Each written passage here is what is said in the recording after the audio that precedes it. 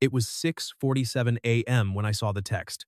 My phone vibrated on the nightstand, pulling me from restless sleep in my too-empty apartment. I want you to push me to my limits. The message was from Elena Hartwell, 42, married, mother of 2 teenage daughters. My client. The woman I'd been training 3 times a week for 6 months. The woman whose hands I'd steadied during planks, whose form I'd corrected with clinical precision, whose laugh had become the highlight of my Tuesdays, Thursdays, and Saturdays. 7 words that could mean everything or nothing. In fitness terms, challenge me more. In every other term, a door left slightly ajar, an invitation, a test. I should have responded professionally. Instead, my thumbs hovered over the keyboard, paralyzed. Because I knew, and she knew, this wasn't about fitness anymore. It hadn't been for at least 2 months. 6 months earlier, January cold seeped through peak performance gym walls. Elena walked in during the mid-morning lull, expensive athleisure looking brand new, carrying herself with the stiffness of someone unfamiliar with gyms. Sharp cheekbones, intelligent gray eyes, dark hair in a practical ponytail, wariness in her posture. "I'm looking for a personal trainer," she told Marcus at the front desk. "Someone patient." Marcus glanced at me. "Matthew's your guy." I wasn't a saint. 29 years old, recently certified, building my roster, nursing wounds from a relationship that had imploded 6 months prior. Claudia had left me for someone with more ambition, more direction, so I'd thrown myself into work, helping others transform while my emotional life remained frozen. Elena's consultation revealed the standard story. Married at 24, 2 kids by 28, marketing career abandoned, husband Richard working 70-hour weeks. She'd woken up on her 42nd birthday and didn't recognize herself. "I want to feel strong again," she said quietly. "Not just physically. I want to feel like myself." We started slowly, 3 sessions weekly, basic strength training, mobility work, conditioning. She was weak but determined. When her arms shook during push-ups, she gritted her teeth and finished. When her legs burned during lunges, she pushed through. I kept things professional. Proper distance, clinical touch, conversations limited to fitness, nutrition, recovery. But I noticed things I shouldn't have. How she bit her lower lip when concentrating. The small scar on her shoulder blade. The gold wedding band that slipped on her thinning finger. The sadness flickering across her face. I didn't set out to have an affair. I'd been faithful 18 years. But somewhere along the way, I disappeared. Not dramatically, just a slow fade. I became the girl's mom, Richard's wife, the woman who remembered dietary restrictions and scheduled appointments. My 42nd birthday, Richard left for work without acknowledgement. Text at 10 a.m. "Happy B-Day. Dinner Friday? 3 days away." When it fit his schedule, I looked in the mirror and saw a stranger. That's when I decided not to have an affair, just to reclaim something, to feel strong. I found Peak Performance Gym, booked a consultation, walked in terrified and determined, and met Matthew. March arrived. 3 months in, Elena had transformed. Posture straightened, movements confident, proper push-ups now, 90-second planks, bodyweight deadlifts. More importantly, something changed in her eyes. A light returning. "You're doing incredible work," I told her after a strong session. Stretching area, cooling down, sweat dampening her hairline. "I feel incredible," she said. "For the first time in years, I feel alive." The way she said alive made my pulse stutter. Weight to it. Meaning beyond fitness. I should have deflected. Instead, I asked, "What changed?" Long silence. "You know how you can be married and feel completely alone? Like living parallel lives?" I nodded slowly. "Claudia and I had been exactly that. Richard and I are roommates," she continued. "Split bills, coordinate schedules, but we don't connect. Haven't been intimate in 2 years. Haven't had a real conversation longer. I feel invisible." Her voice cracked. Professional boundaries screamed to end this. Instead, "You're not invisible, Elena. Not even close." Her gray eyes locked onto mine. Gym noise faded to white noise. "Matthew." She stopped. "I should go. Girls need pickup." She left quickly, practically fleeing. That night, my phone buzzed. "Elena, thank you for listening today. I probably said too much, but I meant it. I feel alive again. Because of you. 10 minutes, staring before responding. You did the work. I just provided the framework. Her reply immediate. Don't diminish what you've given me. Please. I didn't respond. Couldn't trust myself. April and May blurred together in dangerous dance of propriety and mounting tension.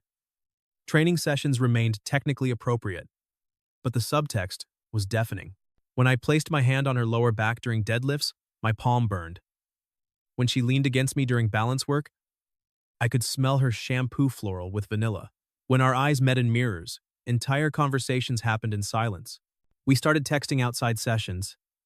Innocently at first. Nutrition questions. Form videos. Then late-night conversations about life, dreams, regrets, fears. 3:42 a.m. one Wednesday. Me. Can't sleep. Keep thinking about what you said that real strength is choosing to show up when everything hurts. Matthew, you exemplify that every session. Me. Do you ever wonder about the road not taken? Him. Every day. Me. If you could go back, what would you change? Him. Nothing. Because changing the past would mean not meeting you. 3 minutes of typing indicators. Then me. Matthew, we shouldn't. I know. I'm married. I know. But I can't stop thinking about you. My heart stopped. Restarted. Raced. I can't either. We didn't cross the physical line. Not yet. But the emotional affair was fully underway. One evening, I tried with Richard. Made his favorite meal. Put on the dress he'd once loved. Good wine. This is nice, he said, barely looking up from his phone. What's the occasion? Does there need to be one? He frowned. Elena, if this is about the credit card bill, it's not about money. I thought we could talk. Connect. Remember what we used to be? We're fine. We're stable. Isn't that enough? Returned to his phone. I sat across from him, watched him eat while typing one-handed, and felt the last thread snap. 11:47 p.m. I texted Matthew. I think my marriage has been over for years. I just didn't want to admit it. His response. What do you want to do? I don't know. But I can't keep pretending. Whatever you decide, I'm here. 3 words Richard hadn't said in years. In May, during an intense session, I pushed through weighted squats that should have been impossible. When I finished, breathless and triumphant, the words came out, I want you to push me to my limits, Matthew. I'm ready. He knew I wasn't just talking about fitness. That night, I sent the 6:47 a.m. text. Late May. Saturday session. Gym, particularly empty holiday weekend. We'd just finished a brutal circuit. Elena bent over, hands on knees, breathing hard, eyes bright with endorphins and something dangerous. Water break, I said, voice rough. She straightened, walked to her bottle, drank, turned to me. Matthew, I need to tell you something. Elena, please. She set down the bottle. I know this is complicated. I know I'm married. You're my trainer. There are boundaries and 100 reasons this is wrong. But I need you to know these past 6 months have been the first time in years I've felt seen. Really seen. Not as Richard's wife. Not as the girl's mother. As myself. As Elena. Step closer. Then another. You've given me back something I thought was dead. And I know I should walk away. But I can't anymore. I don't want to. 2 feet apart. Distance felt like miles and inches simultaneously. Elena, I whispered. If we do this, we can't go back. I know. You could lose everything. I've already lost everything that matters. My marriage is a shell. The only thing that feels real is this. You. I should have stepped back. Instead, I closed the distance. Our first kiss was gentle, questioning. Her hands found my chest. She tasted like salt and uncertainty and desire. When we pulled apart, her eyes were wet. I'm terrified, she breathed. Me too. But I don't want to stop. Neither do I. We stood there, foreheads touching, the enormity settling over us. June and July became compartmentalization. 3 times weekly, Elena came to the gym. We trained. To any observer, we were professional. But after sessions, in my car or her minivan during errands, we existed in stolen moments. Desperate kisses. Whispered conversations. We didn't sleep together. Some line we clung to, as if physical restraint made emotional betrayal less real. I told Richard I joined a book club. she said one afternoon. Thursdays at 7 p.m. My stomach twisted. Elena, your daughters are with their dad Thursdays. This is the only night that doesn't disrupt their routine. She'd thought of everything. That made it more real, more deliberate, less forgivable.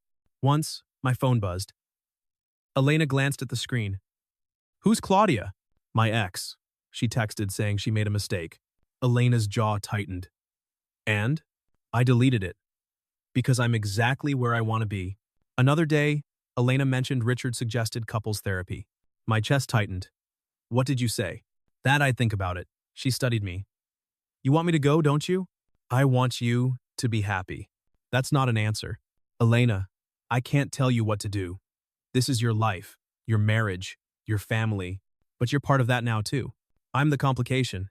No. You're the only thing that makes sense. Yet the weight pressed down.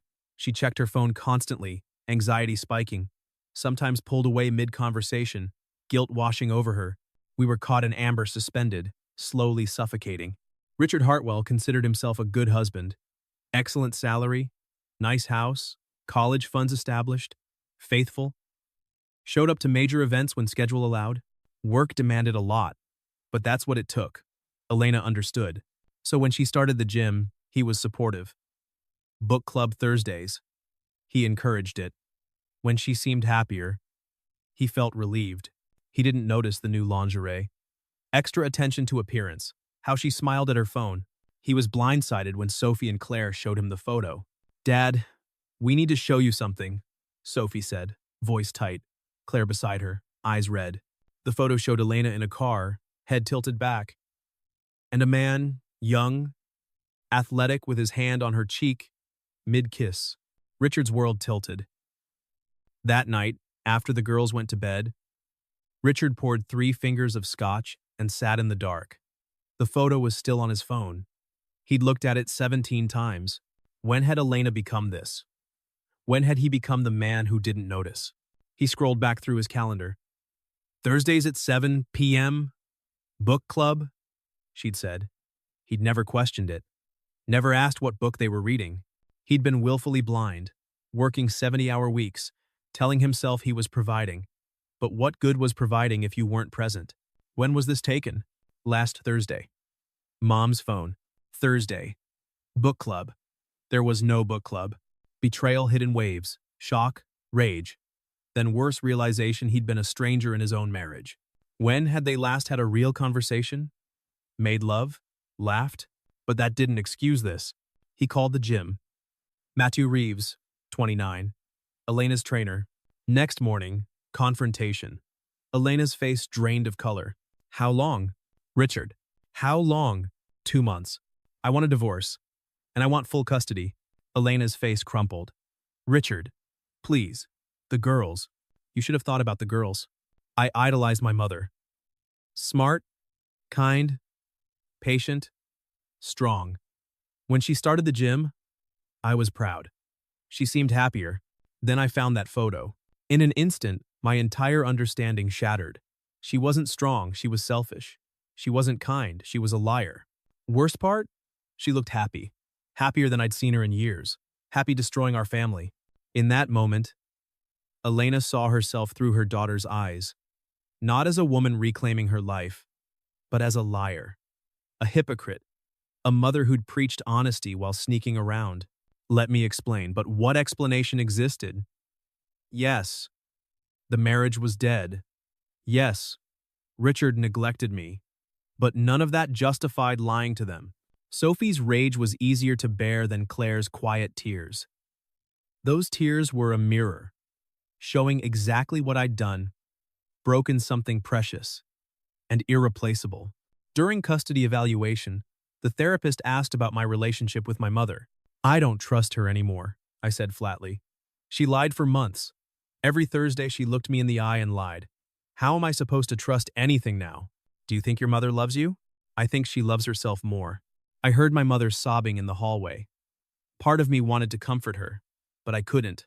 The hurt was too big. I testified I wanted to live with Dad full time. Claire said the same. The judge gave primary custody to Dad. Mom got every other weekend and 1 weeknight. I watched her face when the ruling was read, like someone had ripped out her heart. Good, I thought. Now she knows how it feels. Elena called me 11:47 p.m., voice wrecked. They know. The girls found a picture. They're devastated. Did you tell Richard? Not yet. The girls gave me 24 hours. Next morning, Richard called. Voice ice. Matthew Reeves, correct? Stay away from my wife. If you contact her again, I'll file harassment charges. Report you for sexual misconduct. Make sure you never work as a trainer again. Clear? I called the gym immediately, confessed everything. Relationship with client. Unethical. Inappropriate. Suspended pending investigation. 2 weeks later, officially terminated. Certification board opened inquiry. 15 months building a career. Gone. 2 months since termination. I'd applied to 47 gyms across 3 states. 47 rejections. Some polite. Some honest. Some brutal. We don't hire trainers who fuck their clients. My certification hearing was next month. Preliminary report wasn't promising. Gross ethical violation. Breach of fiduciary duty. Exploitation of vulnerable client. That last one made my blood boil. Elena wasn't vulnerable. She was strong, self-aware, making her own choices. But that's not how they saw it. My phone buzzed. Rent reminder. Due in 5 days? I had $800. Rent was $1,400. I opened my laptop. Scrolled. Job listings. Warehouse associate. Night shift. $16 per hour. I had a master's degree in kinesiology. Now I was applying to stack boxes. Because I'd fallen in love with a client. My phone buzzed. Unknown number. Matthew? It's Elena. You shouldn't be calling me. I don't care. I needed to hear your voice. I'm drowning. The girls won't talk to me. I keep thinking, was it worth it? I wanted to say yes. Instead, I don't know, Elena. I honestly don't know. Silence. Then, I'm sorry. For all of it. For ruining your career. We made choices. Both of us. We knew the risks. Did we, though? Did we really understand what we'd lose? No. We'd been intoxicated by passion. We'd convinced ourselves love conquered all. We'd been catastrophically wrong. I have to go, I said. Take care of yourself. I hung up. Wanted desperately to call back. Instead, I opened the warehouse job application and started typing. Through carefully worded text from Elena's new number, I learned the devastation. Richard filed for divorce. Cutthroat attorney arguing moral unfitness. Pushed for full custody, citing unstable judgment. Custody evaluation brutal. Sophie testified she no longer trusted her mother. Claire felt betrayed. Evaluators' report noted significant erosion of parent-child relationship. Ruling gave Richard primary custody. Elena got every other weekend, 1 weeknight dinner. From full-time mother to part-time presence, her social circle evaporated overnight. Friends she'd known for 15 years stopped returning calls. Other mothers at school pickup gave tight smiles and cold shoulders. She became the cautionary tale whispered about at coffee mornings. The worst part wasn't the judgment. It was the invisibility. She'd spent 18 years feeling invisible in her marriage. Now she was invisible in a different way, erased from the community she'd helped build. She moved into a small one-bedroom apartment. Richard kept the house. The judge ruled it was in the children's best interest. Every other Friday, she'd pick up Sophie and Claire, and they'd sit in that cramped apartment like strangers.